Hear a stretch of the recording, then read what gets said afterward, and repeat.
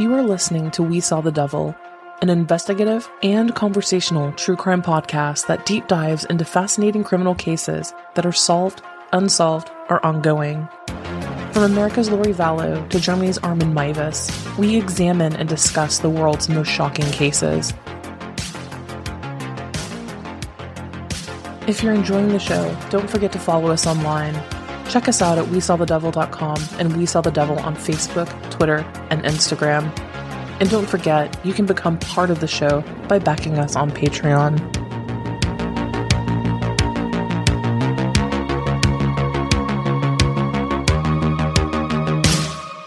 Hello everyone, you are listening to We Saw the Devil. This is Robin, and I am here with an episode on the Copycat Effect. Copycat killers, I find it fascinating psychologically why someone, seemingly everyday person, would watch something on television, especially heinous and violent, and feel so compelled to act that out in real life. And there have been some really heinous and unfortunate copycat killings across the globe just over the last 20-30 years. So we are going to dig into a few of them.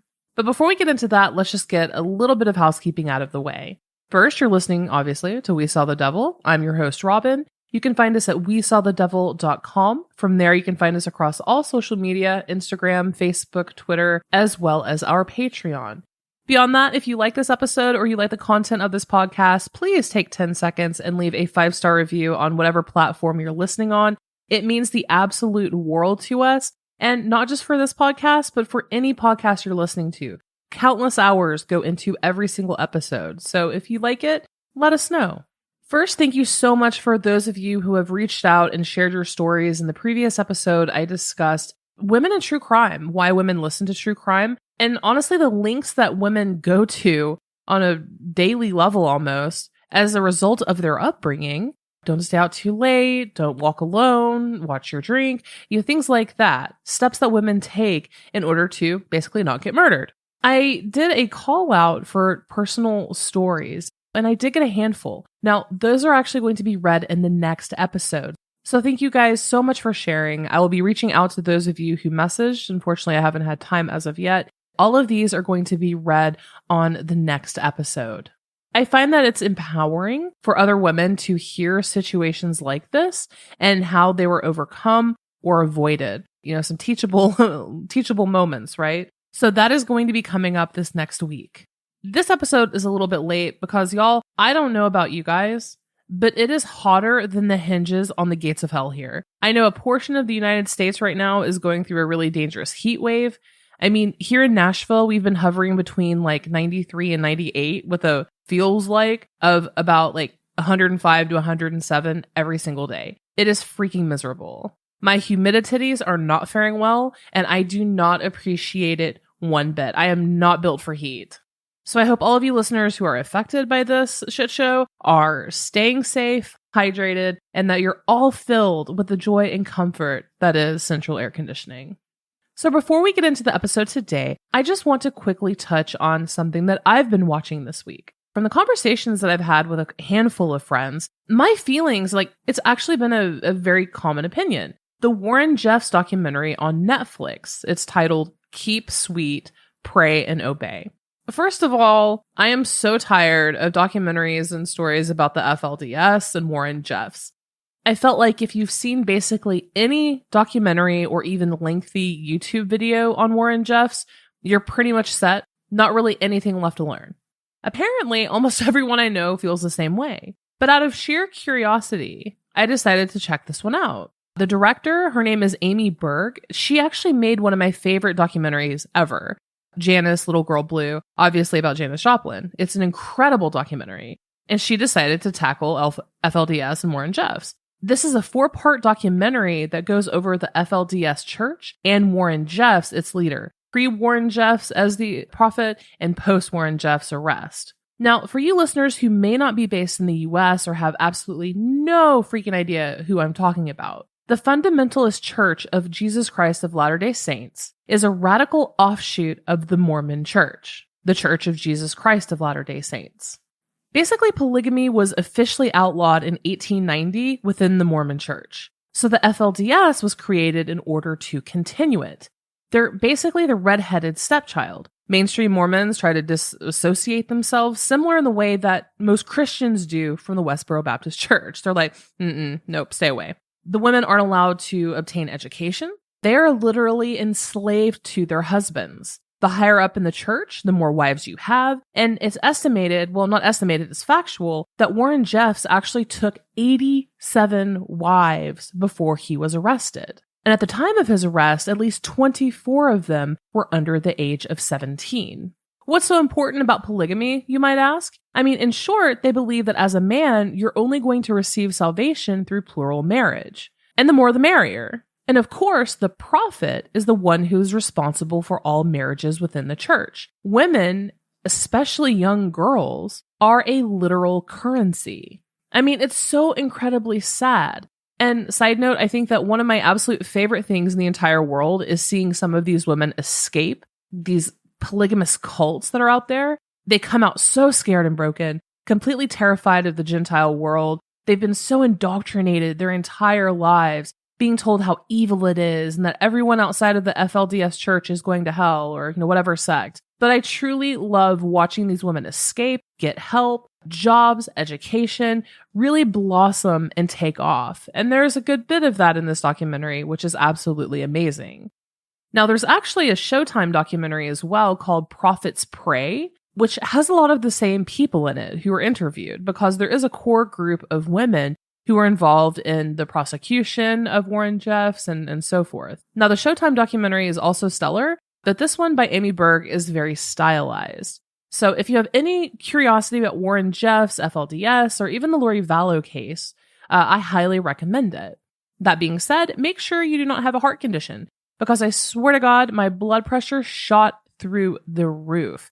It's heartbreaking to hear all of these stories that range from incestuous child rape to the psychological manipulation and coercive control and abuse that the heads of the church committed upon their members. It's horrible. But if you're interested in it, I highly recommend it. And I feel like there's been an astounding amount of true crime programming lately, but nothing has really hit the bullseye for me. So I was really surprised by this. The thing about Pam, I'm sorry guys, but I found it horrendous and a little trashy, to be honest. I'm so sorry if you loved it, but I absolutely hated it. It wasn't what I was expecting. It wasn't what I wanted. I was expecting more of an actual dramatic retelling, like reenactment, rather than a cheesy Lifetime movie. Yet here we are. The Girl from Plainville on Hulu was exceptionally good, but it actually didn't do much to breathe fresh air into the case. So if you guys have any recommendations, please throw them out my way. Otherwise, for me, it's pretty much catching up on Catfish and the show's Welcome to Plathville. Also, for the last couple weeks, I've been watching Hacks, Gentleman Jack, and a couple other things. But yeah, I need some really good recommendations because vastly, nothing's really done it for me. So that being said, let's talk about the copycat effect and copycat crimes. First, let's define what the copycat effect is. The copycat effect is the tendency of sensational publicity about violent murders or suicides to result in more of the same through imitation.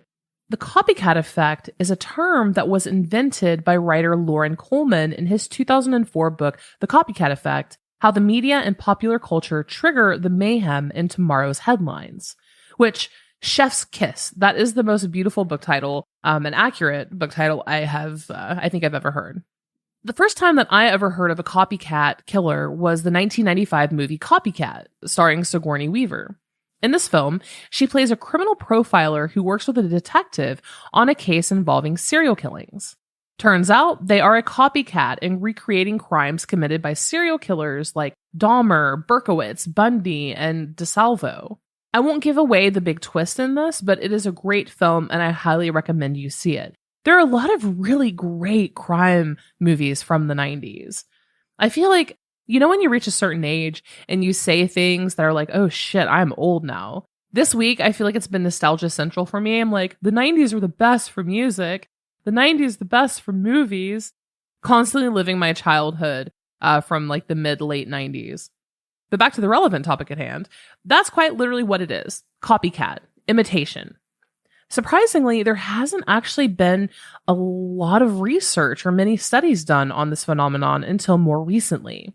unfortunately, due to school and mass shootings here in the United States. You may remember the hoopla and controversy surrounding the 19-year-old Boston bomber Dzhokhar Tsarnaev appearing on the cover of Rolling Stone magazine. His long, curly brown hair, likening him almost identical to that one classic photograph of The Doors' Jim Morrison. Readers were absolutely repulsed because it made him look like how most people described, like a rock star. They refused to buy the issue, and news anchors and talking heads debated it for a week after its release.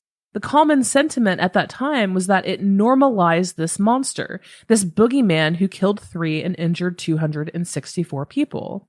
And what I said at the time was, well, dum-dums, that's kind of the point. He was normal. He was a UMass Dartmouth student who posted stupid memes on Twitter, rated local cheeseburgers, loved fast cars. He posted about hot chicks in college.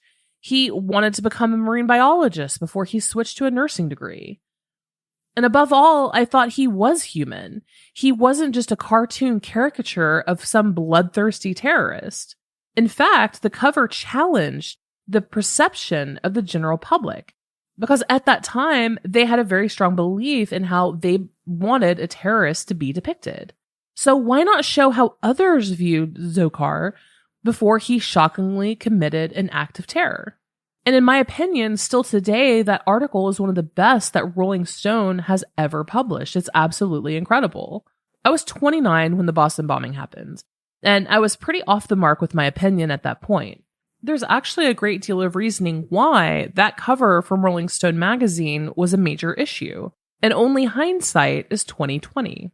First, I'd like to state that the news media is one of the most important aspects of our society. And I'm not going to get into a debate or engage with people over whether it's owned by the elite, if it's staged or propaganda or whatever. Regardless, the news media is important. That's an irrefutable fact. It brings awareness to different societal issues and changes the tide of public opinion.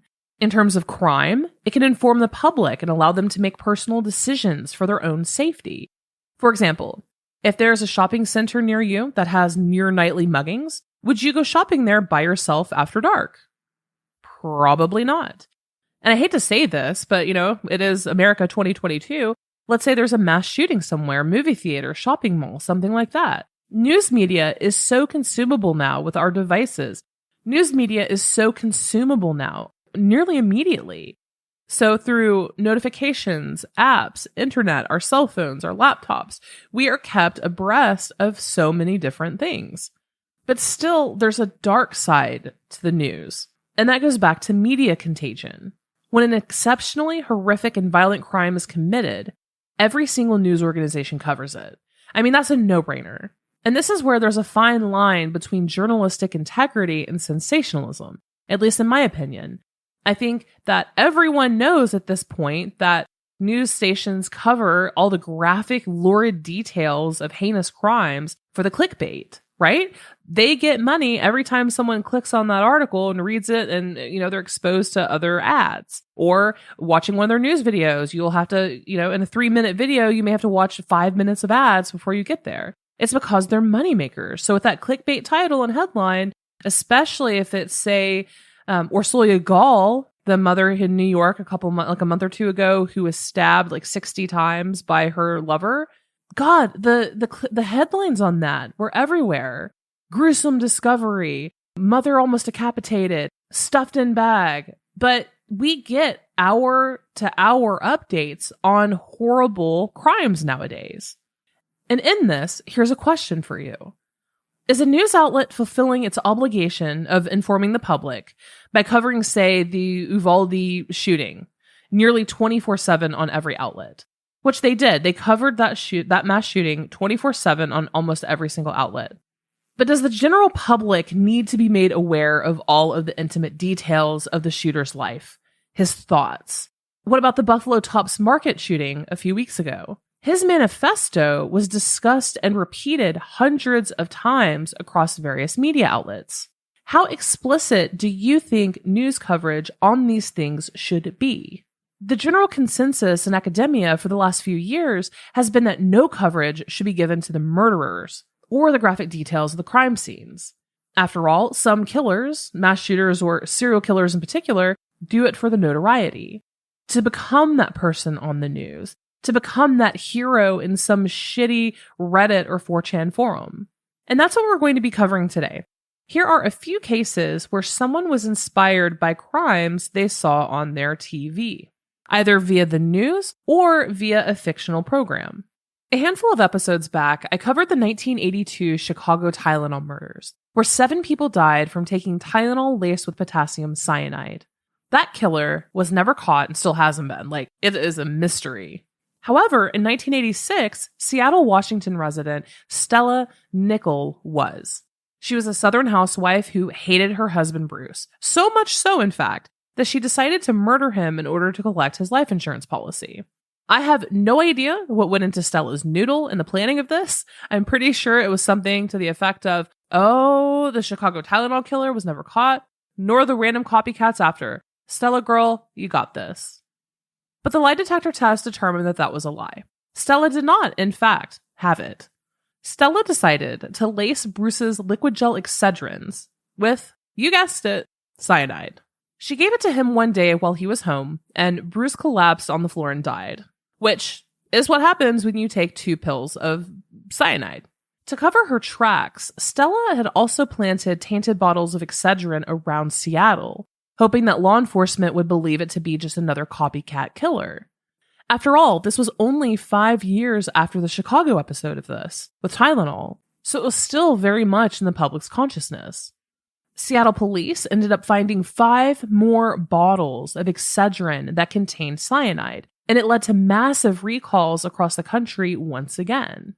A break in the case only happened when Stella Nickel's own daughter, Cynthia Hamilton, went to police and reported that Stella had frequently spoken about wanting Bruce dead and had previously tried to poison him with foxglove. You see, 20 years prior, Stella was actually arrested for child abuse for beating Cynthia when she was just a small little girl. She beat her with a curtain rod. And apparently, Cynthia held on to that grudge because she told the FBI all about how her mother had checked out library books on poisons. And surely enough, the FBI followed up on that lead, investigated, and determined it to be true. Not only that, but they found the books that Stella Nickel had checked out from the library, and Stella's fingerprints were all over the pages for cyanide. Enter sad trombone noise here. The interesting part about this case is that she's actually now eligible for parole, and many women's rights groups, as well as her defense attorney, believe that she should be given a chance and released. She was sentenced to 90 years in prison, but still possessed the eligibility for parole. And all I have to say is, no thank you. Back in 2008, we had the Showtime show Dexter, the one about everyone's favorite vigilante serial killer. Also the one with that really disgusting subplot, borderline incestuous with his adopted sister, Deb. Everyone was watching. Dexter was in season 3 at this point. Everyone was watching, including myself. But so was a Canadian filmmaker by the name of Mark Andrew Twitchell. Twitchell had received a modicum of fame online for writing and filming a Star Wars fan film that had a cameo from one of the original actors. In 2008, he was working on a short film in a garage that he rented in downtown Edmonton. One day in October of 2008, 38-year-old oil field worker John Brian Altinger informed his friends that he was meeting a woman that he had met on the dating website Plenty of Fish. Then, suddenly, those friends began to receive strange emails from him, saying that the woman was taking him on an extended vacation to Costa Rica. His boss at the oil field also received an email with his resignation letter, but didn't write back and didn't respond to his request of a forwarding address for his final paycheck. And that's when people became suspicious. Altinger's friends actually ended up breaking into his condo, but found nothing amiss. They also found no proof of him going on a trip. None of his clothes were gone, no passport, nothing like that. So they contacted police, who launched a missing persons investigation and then very quickly a homicide investigation. But Mark Andrew Twitchell was ready for police. He already had his story straight. He told them yes, he had absolutely met Altinger, but it was because Altinger was selling him his Mazda, his car, in order to finance his trip to Costa Rica with some woman that he said he was recently seeing. The police, knowing that it was really actually Mark Andrew Twitchell behind that Plenty of Fish profile, impounded Andrew's car and laptop immediately. They found Altinger's blood in the trunk and a weird document on his laptop titled SK Confessions that Twitchell had attempted to delete. Twitchell was charged with murder that same day. But in that SK Confessions document, Andrew Twitchell detailed his entire history of becoming a wannabe serial killer. The opening lines read, "This story is based on true events. The names and events were altered slightly to protect the guilty. This is the story of my progression into becoming a serial killer." The journal detailed the writer's failed first attempt and successful slaying of a man that he lured into his garage by a fake dating profile. It also described the entire process of how he dismembered and chopped up the man's body, as well as the attempts at disposing of the remains. During the trial, Twitchell actually fully admitted to killing Altinger and writing the document. He tried to say that it was an act of self-defense and that the document was just a sensationalized account that he had planned to turn into some short film or novel. His first attempt of murder was against a man named Giles Twitchell, who successfully actually fought off Twitchell and escaped the garage, but he didn't report it to police. That entire story was actually told in the document as well, and police learned of this when they were contacted by Giles Twitchell. One passage from it described what he did after he cut off John Altinger's head. It read, quote, "I grabbed his jaw with my gloved hand and moved it while making a funny voice to make it look like he was talking, and chuckled to myself at the total silliness of it all." On April 12, 2011, Twitchell was convicted of first-degree murder for the death of Johnny Altinger and sentenced to life in prison without the possibility of parole for 25 years. Then there was Eddie Sata, a New York man who was obsessed with the Zodiac Killer, guns, and the Bible. He killed 3 and injured 7 between March 1990 to October 1993. He was arrested after a domestic disturbance where he shot his half-sister in the butt while she was in an argument with her boyfriend. Police came to the scene, searched the home, found satanic books, bombs, and a cache of weapons in his home. A member of the Zodiac unit actually recognized some of the symbols and were able to match saliva from a letter that Sata had sent the New York City police. He was obviously arrested and actually sentenced to 232 years in prison. Then there's the movie Scream, which has somehow inspired numerous copycat killers. And for those of you who know me personally, you know how much I love horror movies. The good ones, not the tits and ass garbage from the 80s. But I have no idea why people like Ghostface and the Scream movies. No idea whatsoever. I guess I don't get it. I think he looks so ridiculous and the movies are really lame. But I digress. In any case, this franchise, for some reason, has actually inspired a handful of killings. Like Cassie Jo Stoddard, who was killed by Brian Draper and Tori Adamick in 2006. When they were just 16 years old.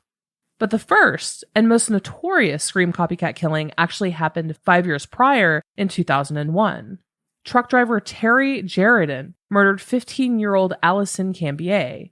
Cambier and Jeriden were acquaintances, neighbors, and they lived just a couple houses apart from one another. They spoke frequently about their love of horror films and even exchanged DVDs. One day, like normal, Allison dropped by Jeriden's house to talk. On this day, though, Jeriden flirted with her and made some sexual advances. Allison made it very clear that she was not interested and very uncomfortable. So Terry Jeriden left the room, went into his bedroom, and returned wearing Ghostface's costume from the Scream movies. He had 2 huge knives, one in each hand, and fatally stabbed Allison 30 times. But get this, instead of trying to cover his tracks or clean up the crime scene, he laid her body out on his bed, put a rose in one of her hands, and then called his dad and one of his friends to give a full confession. When the police arrived on the scene after this obvious tip-off, Jeriden immediately confessed to killing Allison, saying that he was inspired by the Scream trilogy and that it had been a premeditated event. Jeriden ended up receiving a life sentence without the possibility of parole. And even Jack the Ripper had a copycat, as recently as 2007.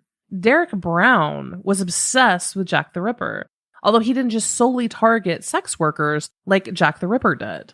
Only one of his victims was actually a sex worker. However, the murders were just as brutal and actually took place in Whitechapel, London, the exact location of the Ripper murders from the late 1800s. He first killed a street vendor who sold DVDs. A month after that, he picked up a sex worker, Bonnie Barrett, picked her up in Whitechapel, and also murdered her.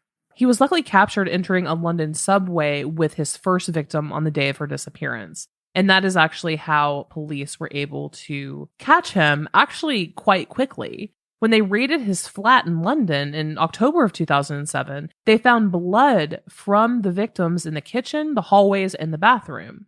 The bathroom is apparently where he dismembered all of them, took their remains, and scattered them around. He had removed the carpets, scrubbed the walls, used a lot of bleach, but as we all know, you can't easily get rid of blood evidence. Also during the investigation, police found a DIY murder kit that he had, and that had a steam cleaner, a bow saw, and waterproof sheeting. After he was arrested, police were able to actually link him with 6 unsolved rapes, but he was not actually convicted of those. Derek Brown was a father of 7, and by all accounts, with every woman he'd ever dated, they said that he had a very big appetite for sex, especially sex workers. He was addicted to picking up sex workers. He was eventually sentenced to life in prison with a minimum sentence of 30 years. And by all accounts, even today here in 2022, he has shown no remorse whatsoever. Not only that, but he's actually refused to assist the police in finding the remains of the victims. So unfortunately, the families aren't even going to get closure in the murders. Michael Madison was another man who was inspired by a serial killer. From Cleveland, Ohio, he was inspired by Anthony Sowell, also known as the Cleveland Strangler. Sowell had actually been arrested just 3 years prior to Michael Madison going on his own spree. And for those of you who don't recall the Cleveland Strangler, he raped and murdered 11 women in Cleveland between 2007 and 2009. He was arrested, convicted, tried, and sentenced to death back in 2011. In Michael Madison's case, he killed at least 3 women. He's believed to have killed at least 3. And he idolized Anthony Sowell. He saw him as a model, as an inspiration. So much so, in fact, that Madison's ex-girlfriend said that he was fixated on the case, would watch YouTube videos and cry in sympathy with Anthony Sowell, a serial murderer, again, of 11 women. In July of 2013, police responded to a foul odor in a home in Cleveland, investigated a garage, and discovered a decomposing body. They obviously investigated, brought a team, and they found 2 more bodies inside. One was in the backyard, and the other one was in a basement. And this is just a vacant home that just really started smelling horribly to passersby. All of the victims were wrapped in plastic bags. So, obviously, police got a search warrant, entered Madison's apartment, and found, quote, further evidence of decomposition. There was a brief standoff, and then he was taken into custody. In July of 2013, he was charged with 3 counts of aggravated murder. He was sentenced to death.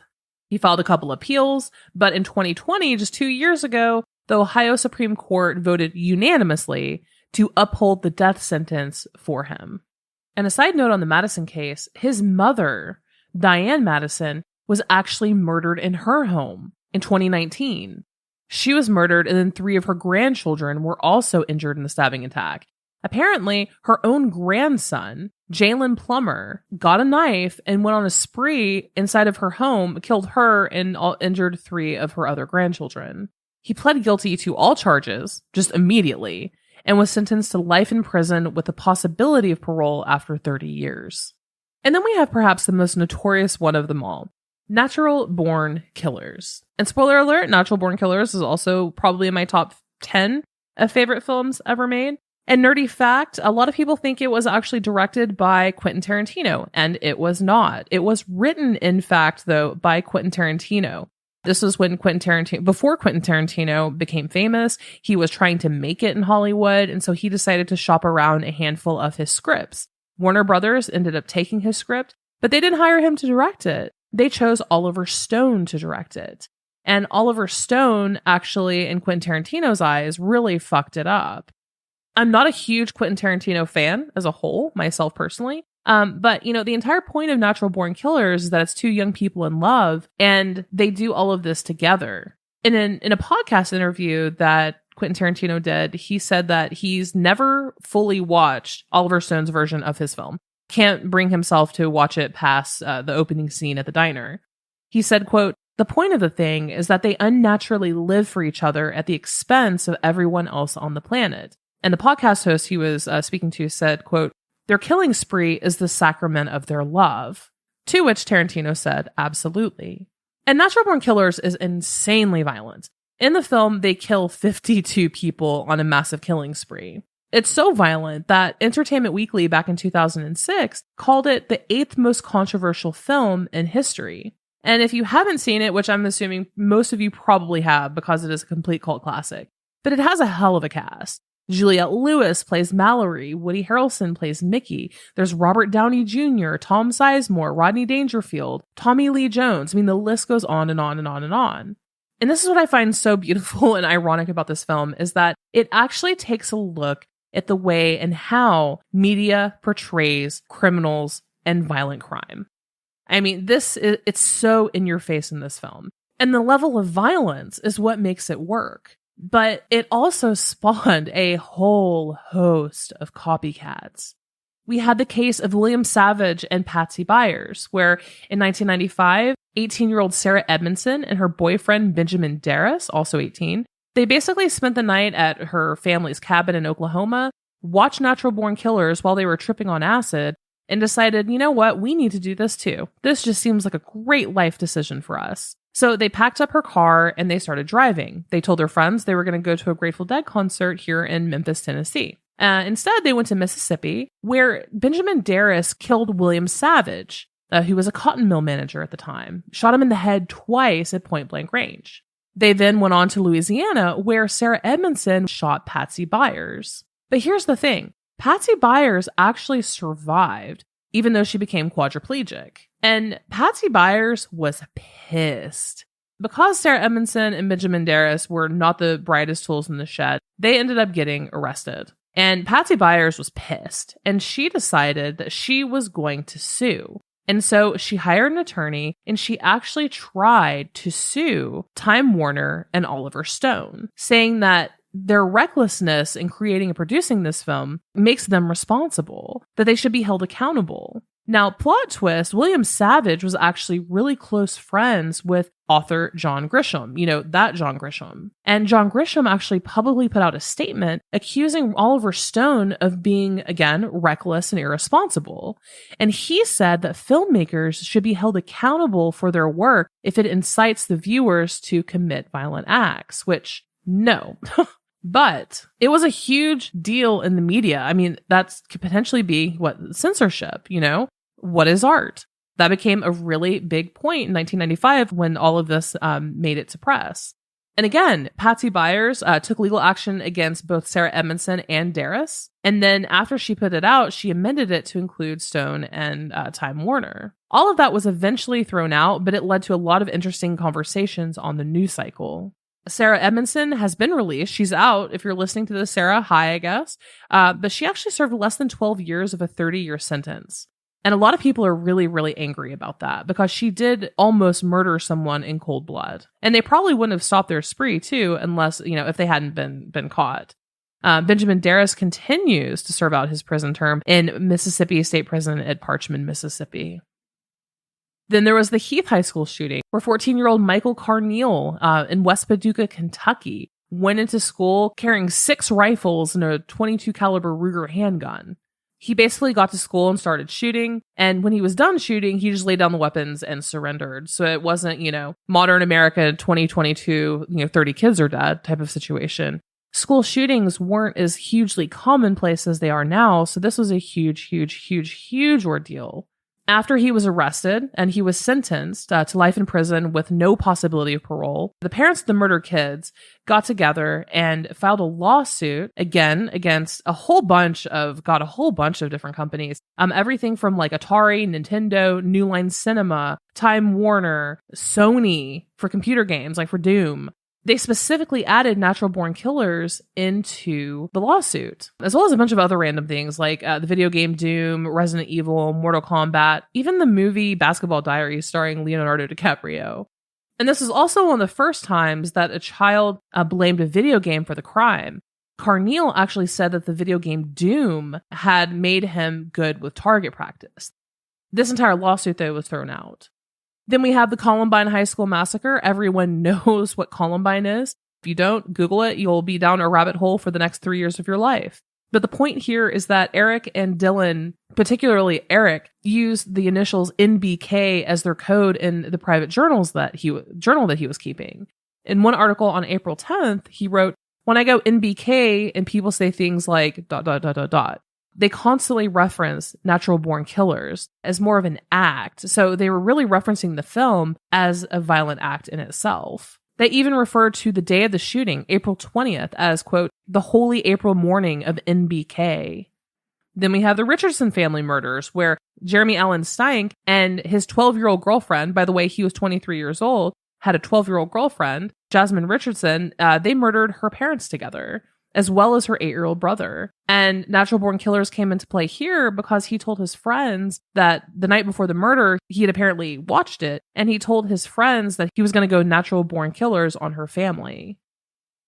In more school shooting news, Frontier Middle School in Moses Lake, Washington. 14-year-old Barry Lucatus basically dressed himself up as a Wild West cowboy, had 2 handguns and a hunting rifle, went in and opened fire. He killed 2 students and 1 teacher.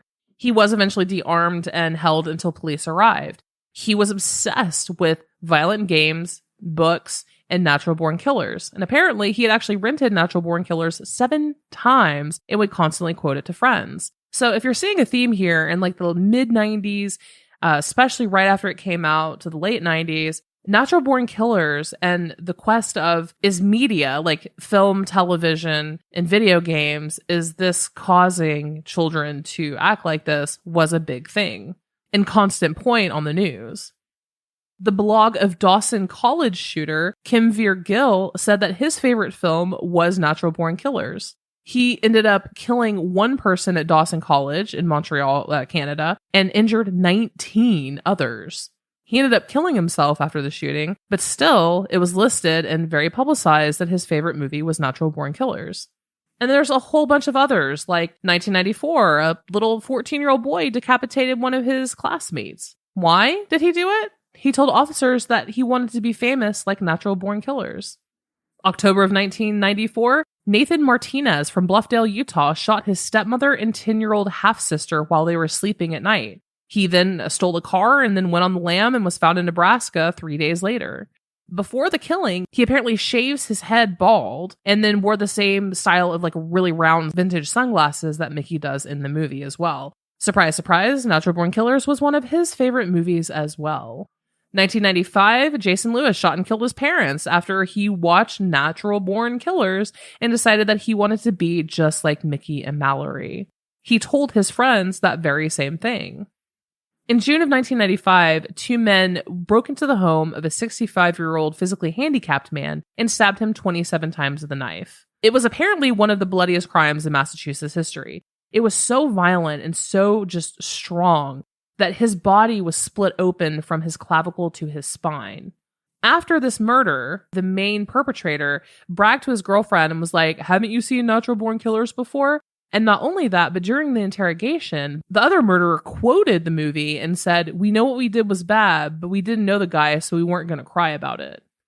I can keep going for probably 2 more hours on a list of supposed copycats from people who watch Natural Born Killers, but it is in fact one of the biggest films of all time in the copycat killer section.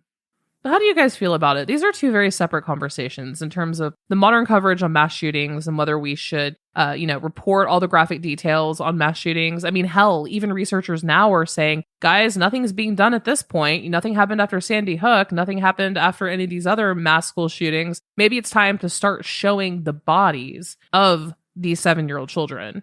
Maybe that will actually change the tide of support for gun reform and things like that. I mean, that's kind of like where sentiment is right now these days due to just sheer disgust with our current situation. I find it incredibly interesting that it seems like some people, maybe they're predisposed to it psychologically, but they'll watch something or see something on the news and then just be inspired to imitate it. I guess I just don't understand, but here we are talking about them on this podcast. But that's it for today. Again, the next episode is going to be more on women and true crime, as well as reading some listener-submitted personal stories surrounding that. Again, you've been listening to We Saw the Devil. I'm Robin. Don't forget to check out our website at wesawthedevil.com. From there, you can find all of our social media, our Patreon, our merch, all of our good stuff. Stay safe. Stay cool, everyone. This heat wave is not over. Until next crime.